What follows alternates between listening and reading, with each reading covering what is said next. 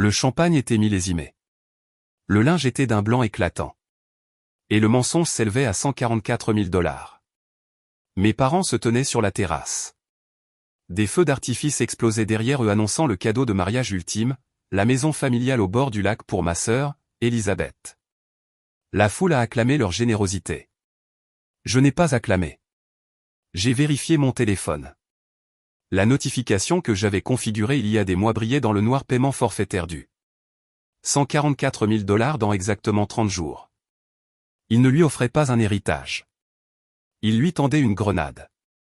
Avant d'aller plus loin, laissez un commentaire ci-dessous. D'où écoutez-vous? Et quelle heure est-il chez vous en ce moment? J'aime voir jusqu'où cette communauté s'étend. Je me suis éloigné des applaudissements, le son des bouchons de champagne qui sautent s'estompant alors que je marchais sur les planches de bois du quai. L'air ici était lourd, sentant l'eau du lac et les algues, un contraste saisissant avec le parfum cher qui flottait depuis la terrasse au-dessus. J'avais besoin de l'obscurité. J'avais besoin du silence. Parce que là-haut, sous les guirlandes lumineuses, ma famille jouait son plus grand succès, la dynastie généreuse. Mais ici, à la lueur de l'écran de mon téléphone, je regardais le bilan. Et le bilan était dans le rouge. J'ai toujours été le grand livre invisible de cette famille, la fille du chéquier. Tandis qu'Elisabeth était le visage, l'influenceuse, la reine de beauté, celle qui ramenait des trophées. J'étais celle qui ramenait l'argent de la caution. Quand Elisabeth a détruit sa première voiture à 19 ans, c'est moi qui ai viré les franchises pour que les primes d'assurance de papa n'augmentent pas. Quand maman a eu son urgence médicale l'année dernière, qui était en fait une facture à 5 chiffres d'un chirurgien esthétique qu'elle a essayé de cacher à papa, je l'ai couverte. Je m'étais convaincu que c'était de la loyauté. Je me disais que j'étais la responsable, le pilier. Mais en regardant l'avis de saisie en PDF sur mon écran, j'ai réalisé que je n'avais pas été un pilier. J'avais été une investisseuse silencieuse dans une entreprise en faillite. Mes parents n'étaient pas riches. Ils étaient endettés. Ils vivaient sur un carrousel de cartes de crédit, de seconde hypothèque et d'apparence. Le champagne millésimé qu'ils buvaient en ce moment, probablement débité sur une carte qui était au maximum hier. Et cette maison, ce vaste et magnifique domaine au bord du lac qui était dans la famille depuis 2 générations, n'était plus un atout. C'était un passif, un navire en train de couler, et il ne l'offrait pas à Elisabeth par amour. Il lui transférait le chapeau de capitaine juste avant que l'on n'atteigne le pont. J'ai regardé à nouveau la maison. Elisabeth riait, tournoyant dans sa robe blanche, tenant un cierge magique. Elle avait l'air radieuse. Elle avait aussi l'air impuissante et pour la première fois, je n'ai pas ressenti de jalousie pour elle.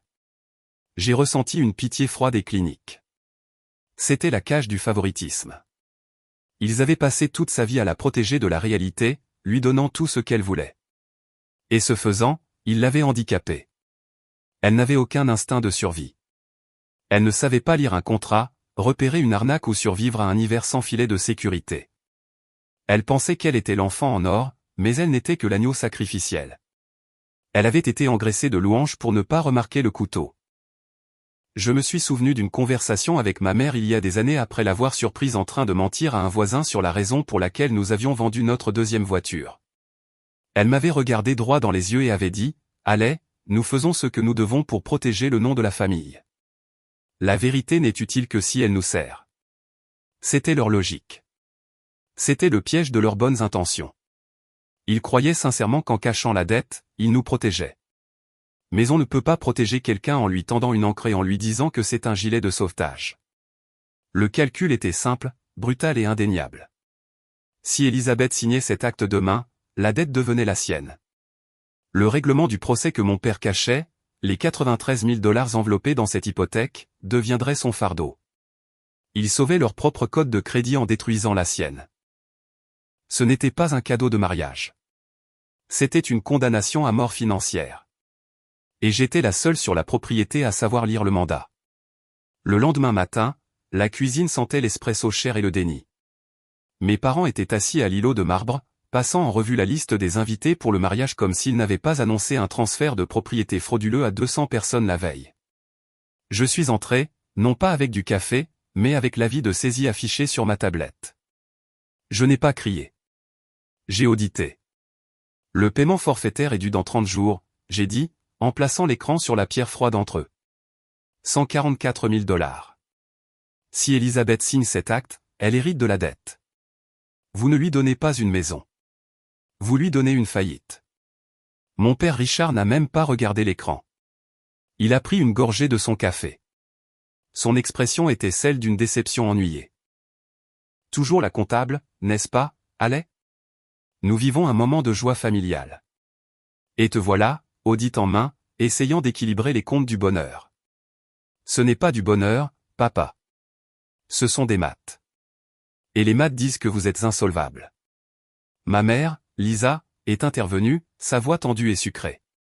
Nous avons une affaire qui se conclut le mois prochain et qui couvrira tout. Tu sais comment ça marche, Allais. La liquidité est fluide. Nous faisons ça pour l'avenir d'Elisabeth. Pourquoi ne peux-tu pas simplement être heureuse que ta sœur reçoive son héritage? Parce qu'un héritage ne devrait pas nécessiter une vérification de crédit. J'ai répliqué. Vous utilisez sa cote de crédit pour boucher le trou dans la vôtre. Tu es jalouse. Richard a craqué, le masque glissant d'un pouce. Tu as toujours été jalouse d'elle. Tu as travaillé dur, bien sûr, mais Elisabeth, elle brille. Et tu ne supportes pas que nous lui donnions la scène. Avant que je puisse répondre, Elisabeth est entrée. Elle portait une robe de chambre en soie blanche, ressemblant en tout point à la princesse qu'ils avaient élevée. Elle n'a pas regardé la tablette. Elle m'a regardé et ses yeux étaient froids. Tu continues à faire ça? A-t-elle demandé, sa voix dégoulinant de pitié. Brandon m'a dit que tu rôdais sur le quai hier soir l'air misérable. Maintenant tu harcèles maman et papa. Mon Dieu, Allais, tu es si corporative. Tu penses que tout est une transaction. Tu ne peux pas simplement accepter que certaines personnes obtiennent de bonnes choses parce qu'elles sont aimées. Je l'ai regardé et la colère dans ma poitrine s'est refroidie en quelque chose de médico-légal. C'était la cage du favoritisme. Mes parents ne l'avaient pas seulement gâtée. Ils l'avaient handicapée. En lui donnant tout ce qu'elle voulait sans lutte, ils lui avaient enlevé son instinct de survie. C'était un poney de spectacle toiletté, beau et entraîné à trotter en rond pendant que les tables brûlaient autour d'elle. Elle ne les remettait pas en question parce qu'elle n'en avait jamais eu besoin. Son privilège était une muselière. Il la gardait docile, obéissante et complètement aveugle au fait que les personnes qui lui donnaient du sucre aiguisaient aussi le couteau. Elle n'était pas une complice. Elle était la victime parfaite. Je ne suis pas jalouse, Lise, j'ai dit, en ramassant ma tablette. J'ai terriblement peur pour toi. Laisse tomber, a-t-elle craché. Je n'ai pas besoin de ta protection. J'ai papa. J'ai regardé Richard. Il a souri, un fin sourire triomphant sur ses lèvres. Il pensait qu'il avait gagné. Il pensait qu'en retournant l'enfant en or contre le bouc émissaire, il avait assuré sa couverture. Mais il avait fait une erreur de calcul. Il pensait que je jouais encore selon les règles familiales où les émotions comptaient. Il n'avait pas réalisé que je venais de passer aux règles professionnelles. Et dans ma profession, les émotions sont sans importance. Seules les preuves comptent. Je n'ai pas dit un mot de plus. J'ai fait demi-tour, je suis sorti de la cuisine et j'ai fait mes valises. J'en avais fini d'être une sœur. Il était temps de devenir une analyste. J'ai conduit jusqu'à la ville en silence. Le bourdonnement des pneus sur l'autoroute. Le seul son remplaçant les accusations qui résonnaient dans ma tête. Je n'ai pas pleuré. Je n'ai pas ragé. J'ai changé de vitesse. La partie émotionnelle de mon cerveau, la fille qui voulait l'approbation de son père, la sœur qui voulait être incluse, s'est éteinte. À sa place, l'analyste médico-légal s'est réveillé. Ce n'était plus un différend familial. C'était un dossier. Et je savais exactement comment le construire. De retour dans mon appartement, j'ai installé ma salle de guerre. 3 moniteurs, une cafetière fraîche et un accès aux bases de données publiques que j'utilisais pour le travail. J'ai commencé à tirer les fils que mon père pensait avoir enterrés. J'ai d'abord consulté les registres de propriété de la maison du lac. L'historique des actes montrait le transfert à mes parents il y a 20 ans, clair et net. Puis est venue la première hypothèque standard. Mais il y a 3 ans, le deuxième privilège est apparu, 93 600 $. Le taux d'intérêt était prédateur, le genre que l'on accepte que lorsqu'on est désespéré et sans option. Ensuite, je suis parti à la recherche de l'affaire que ma mère avait mentionnée. J'ai cherché les dépôts de la SARL de mon père, Richard Sterling Consulting. Le statut était actif, mais les rapports de revenus étaient une blague. L'entreprise perdait de l'argent depuis 5 ans. Il n'y avait pas de grosse affaire qui se concluait le mois prochain. Il n'y avait que des passifs croissants. Mais la véritable preuve irréfutable n'était pas dans les registres de l'entreprise. C'était dans les archives du tribunal. J'ai cherché le nom de mon père dans la base de données du greffier du comté en filtrant les poursuites civiles. Et c'était là. Numéro de dossier 21 CVE 0943 Peterson contre Sterling déposé il y a 3 ans. Réglé à l'amiable. Le plaignant, un ancien partenaire commercial, avait accusé Richard Sterling d'avoir détourné des fonds d'une coentreprise. Le montant du règlement était confidentiel, mais la chronologie correspondait parfaitement à la deuxième hypothèque. Il n'avait pas acheté de bateau. Il n'avait pas rénové la cuisine. Il avait acheté sa liberté. Je me suis assise, la lueur des écrans éclairant la pièce sombre. C'était pire que ce que je pensais. Mes parents n'étaient pas seulement irresponsables. Ils étaient des criminels en fuite. Ils avaient remboursé une accusation de fraude avec de la dette.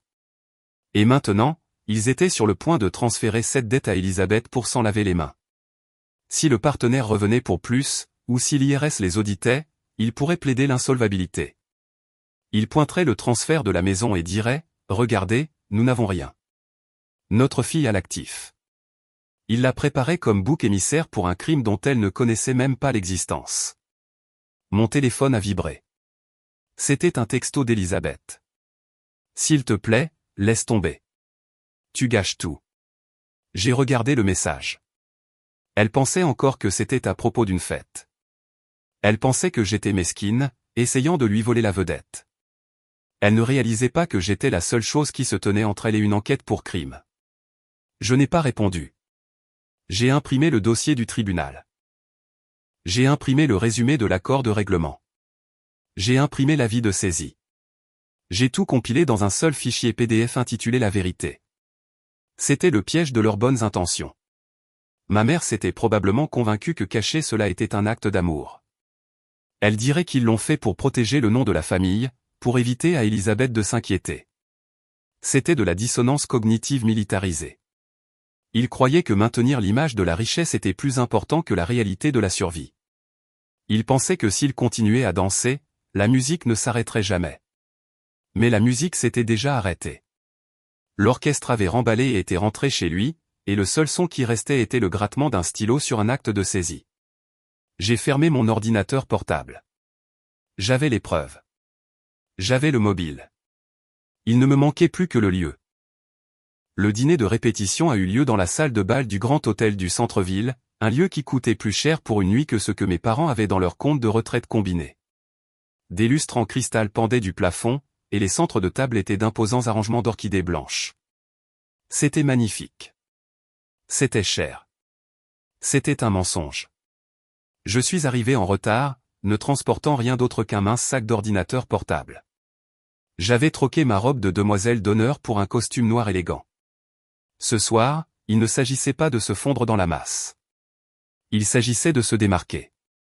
J'ai balayé la pièce du regard. Mes parents étaient à la table d'honneur, tenant la cour, se prélassant dans l'admiration de leurs invités. Elisabeth était à côté d'eux, l'air nerveux, mais radieuse, tenant la main de Brandon.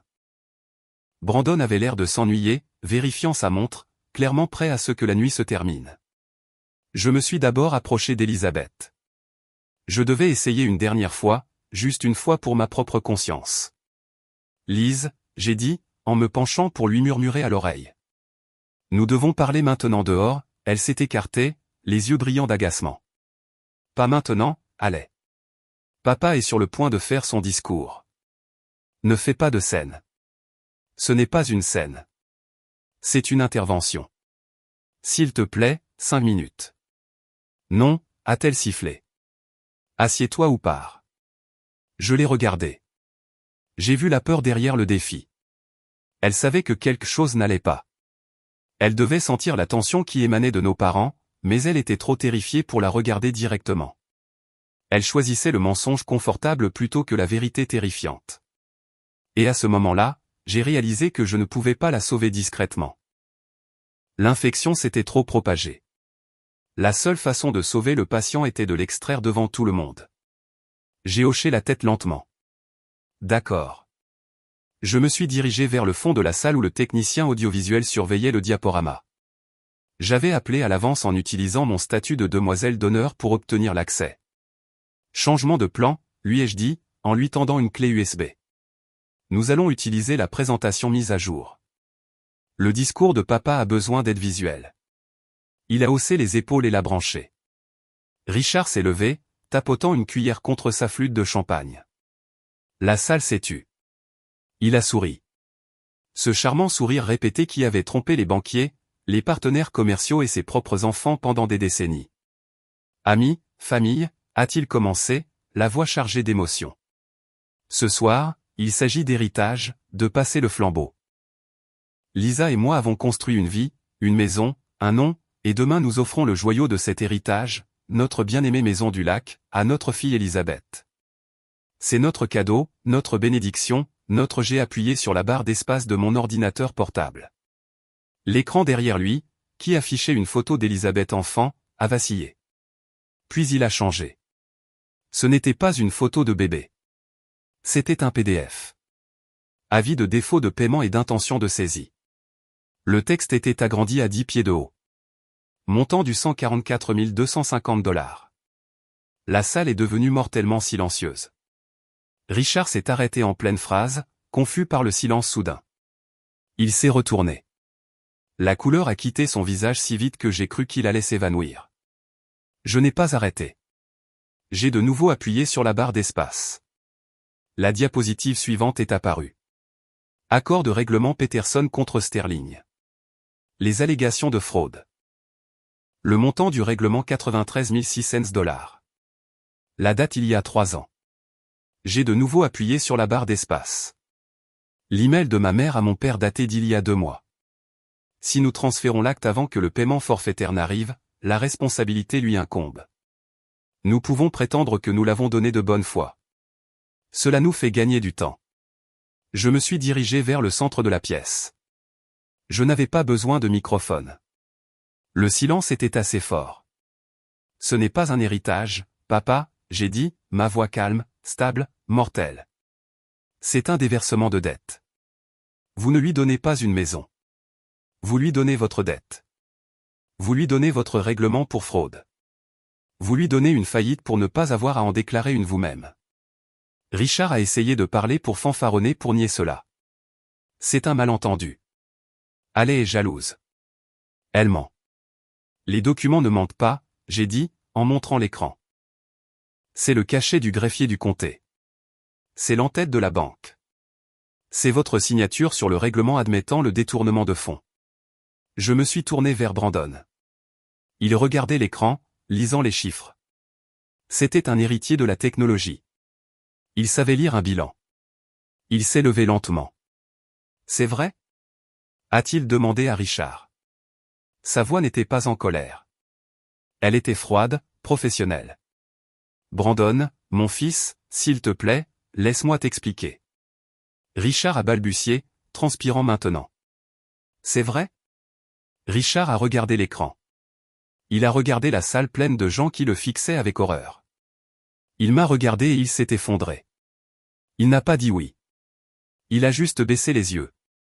Brandon s'est tourné vers Elisabeth. Elle sanglotait, regardant entre l'écran et son fiancé, terrifié. Le savais-tu? Lui a-t-il demandé. Non, a-t-elle gémi. Je le jure, Brandon, je ne savais pas. Il l'a regardé longuement. Puis il a regardé les morts à l'écran. Je te crois, a-t-il dit. Mais je ne peux pas me marier dans ça.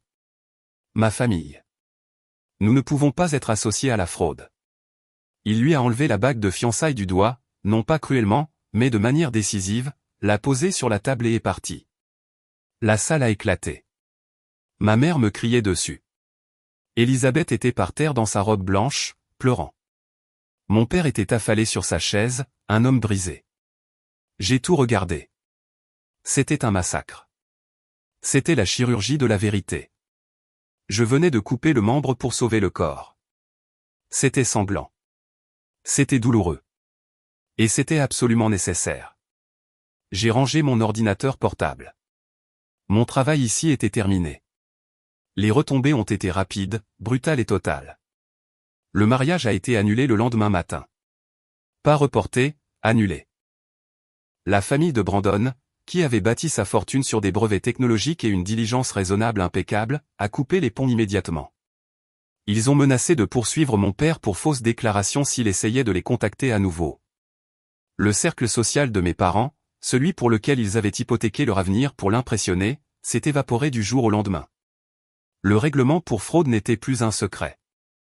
C'était le titre de toutes les conversations chuchotées au country club qu'ils ne pouvaient plus se permettre. Elisabeth s'est présentée à mon appartement 3 jours plus tard. Elle ressemblait à un fantôme. Ses cheveux parfaits étaient attachés en un chignon désordonné, et elle ne portait pas de maquillage. Pour la première fois de sa vie, elle ne ressemblait pas à une influenceuse. Elle ressemblait à une survivante d'une catastrophe naturelle. « Ils vendent la maison du lac », a-t-elle dit, sa voix. La banque la prend. Papa liquide sa retraite pour rembourser le reste de la dette du règlement afin de ne pas aller en prison pour évasion fiscale. J'ai hoché la tête. Je sais. J'ai vu l'annonce. Elle s'est assise sur mon canapé, ramenant ses genoux contre sa poitrine. Je te détestais. Tu sais, quand tu as mis cette diapositive à l'écran, je voulais que tu meures. Je sais. Mais ensuite Brandon est parti et papa ne l'a pas arrêté. Papa est resté assis là et l'a laissé partir parce qu'il savait qu'il était pris. Elle a levé les yeux vers moi, les yeux rouges. Il n'allait pas me le dire, n'est-ce pas? Il allait me laisser signer l'acte le lendemain matin. Il allait me laisser ruiner ma vie pour qu'il puisse conserver son adhésion au club. Oui, j'ai dit doucement. Il l'allait. Elle s'est mise à pleurer, un son calme et brisé qui faisait plus mal que la dispute au dîner de répétition. C'était la cage du favoritisme qui s'ouvrait enfin. L'enfant en or a réalisé qu'elle n'était pas le prix. Elle était la monnaie. Je suis allé à mon bureau et j'ai sorti un dossier. Ce n'était pas un acte d'accusation cette fois. C'était une bouée de sauvetage. Je le lui ai tendu. « Qu'est-ce que c'est » a-t-elle demandé en s'essuyant les yeux. C'est un budget, un vrai. Et une liste de recruteurs que je connais qui placent des postes de marketing débutants basés sur les compétences, pas sur les relations. C'est un plan, Lise, pour l'indépendance. Elle a pris le dossier. Elle l'a regardé comme si c'était un objet étranger, puis m'a regardé. Pourquoi m'aides-tu? Je t'ai traité comme une ordure. Parce que tu es ma sœur, j'ai dit. Et parce que la seule façon de les battre est de leur survivre. Tu n'as pas besoin d'un mari riche ou d'une maison au bord du lac pour aller bien. Tu as juste besoin d'apprendre à te tenir sur tes 2 pieds. 6 mois plus tard, j'ai retrouvé Elisabeth pour un café. Elle travaillait comme coordinatrice junior dans une agence de relations publiques. Le salaire n'était pas génial, et elle vivait dans un studio avec 2 colocataires, mais elle payait son propre loyer. Elle avait l'air fatiguée, mais elle avait l'air réelle. Maman m'a appelé hier, a-t-elle dit en remuant son latte. Ils ont déménagé dans un condo dans le New Jersey. Elle s'est plainte pendant 20 minutes du manque d'espace de rangement. J'ai souri. Lui as-tu proposé d'envoyer de l'argent? Non, a-t-elle dit, un petit sourire fier aux lèvres. Je lui ai dit d'essayer le Container Store et puis j'ai raccroché. Nous étions assises là, dans le café animé, le bruit de la ville autour de nous. Il n'y avait pas de feu d'artifice, pas de champagne, pas d'applaudissements. Juste 2 sœurs buvant un café, se voyant enfin clairement pour la première fois. J'ai pris l'addition, non pas parce que je devais le faire, mais parce que je le voulais. J'avais traversé le feu pour arriver ici. J'avais été la méchante, la procureure et le bourreau. Mais en regardant ma sœur, libérée de la dette qui l'aurait noyée, je savais que je le referais. J'avais incendié le fantasme pour sauver la réalité, et la réalité valait la peine d'être sauvée. Si vous avez déjà dû être le méchant pour sauver quelqu'un que vous aimez, partagez cette histoire et dites-moi dans les commentaires quelle est la vérité la plus difficile que vous ayez jamais eu à dire. N'oubliez pas de suivre pour plus d'histoires sur la libération.